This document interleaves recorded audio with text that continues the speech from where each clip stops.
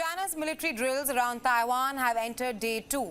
The exercise in Taiwanese waters and airspace has pushed the self-ruled island to the edge.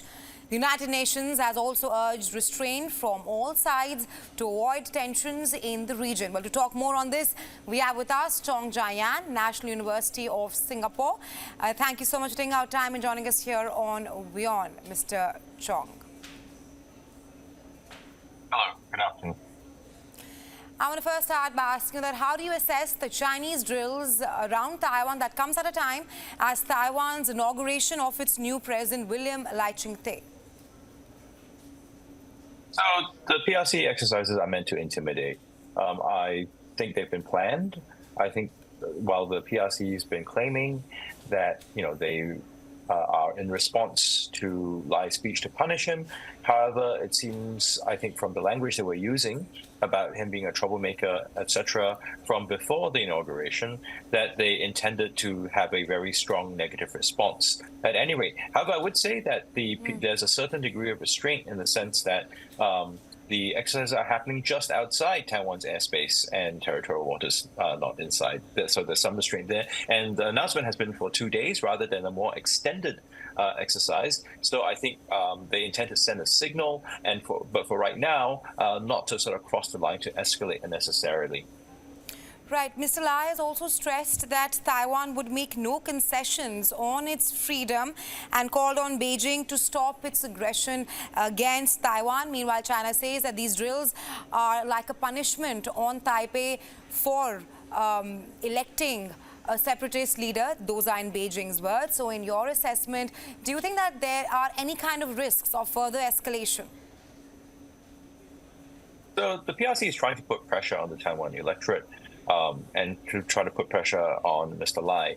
But I don't think there's much that Mr. Lai can give. 88.8% of the Taiwan electorate, at last I checked, want to maintain the status quo where Taiwan has substantive autonomy, even if they don't have as much formal international diplomatic recognition. Lai has said that he's willing to live with that situation. So it's not clear where the PRC can realistically want Taiwan to go.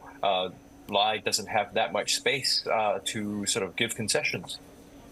Right, but you speak of how there would be no further escalation, but I just want to raise this point here that China's state newspaper has said that Lai's recent actions will only accelerate the destruction of pro-independence forces in Taiwan. How do you assess that? So they've been, so the PRC state media have been saying that since the election last year. This is a continuation of the rhetoric because essentially they are unhappy with the fact that Lai and most people in Taiwan do not wish to come under PRC control. This is seen in repeated opinion polls. Beijing does not want it, would prefer it otherwise, but there's nothing they can do. So they've come to a point where they just keep intimidating, they keep trying to scare, but that doesn't seem to have that much of an effect either. So I suppose Beijing may have to amp up the pressure while trying to maintain control over escalation such that accidents don't happen that spiral in ways that Beijing itself cannot maintain management over. Right. My last question to you. Do you think that these live drills by Beijing around Taipei, will that in any way deter Taiwan?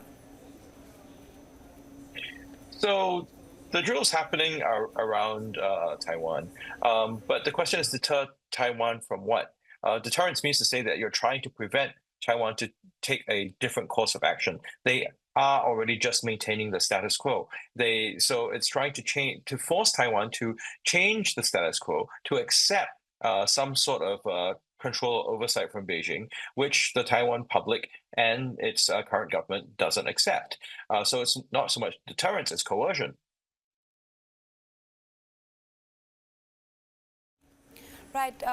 Sir, Beijing has also released a video of the live war drills, and like you mentioned, that Taipei does not seem to be concerned at this point of time.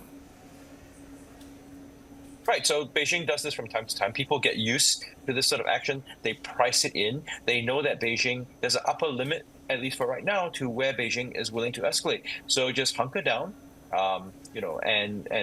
stay united and sort of keep on your course of action, and Beijing will come to a point where they have to adjust. Taipei is also facing a situation where the domestic opposition, possibly in conjunction with Beijing, is trying to stir up issues domestically. They have to face that as well. And I think that is of more concern to the Lai administration than the drills right now. In fact, that domestic issue with the legislature was the first point in Lai's inaugural address, not so much the Beijing pressure. He's looking more at his domestic electorate and his domestic population than Beijing. Right, Mr. Chong, thank you so much for taking our time and joining us here on WION with your insights. Sure thing.